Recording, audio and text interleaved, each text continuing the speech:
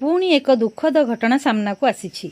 शुक्रवार दिन 11टा बेले आउ जड़े आक्टर सिने जगत बाय बाय करी यह जगत छाड़ी चली जाइछंती।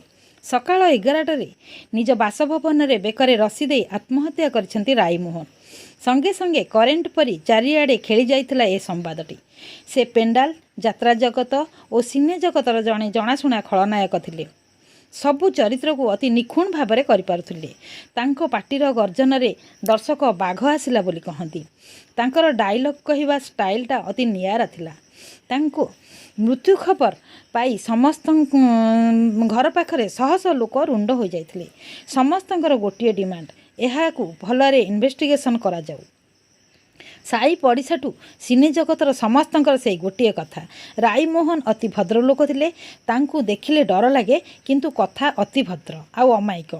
तांकू किए मारिची कि निजे सुइसाइड करछंती ताहा ए पर्यंत जना पड़िनी। जदि सुइसाइड करछंती ताहाले पारिवारिक अशांति थिला कि ना काहार कोनोसी गंडगोल जो एपरि हैला। जो लोक मृत्यु को एते मात्रा डरतला से किपरि सुइसाइड करिवो ए कथा तांको साथी माने कहिसंती।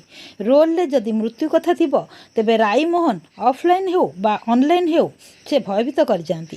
तांको देहरे जदि किछि टिकिए खराब हुए ताहा किछि बड़ रोग होइगला बोली भाबी डरी जाती। मु मरीजिबि कि एपरि मृत्यु को भय करुवा लोक किपरि सुइसाइड कला ताहा जानिबा पुलिसंकर इन्वेस्टिगेशन पर।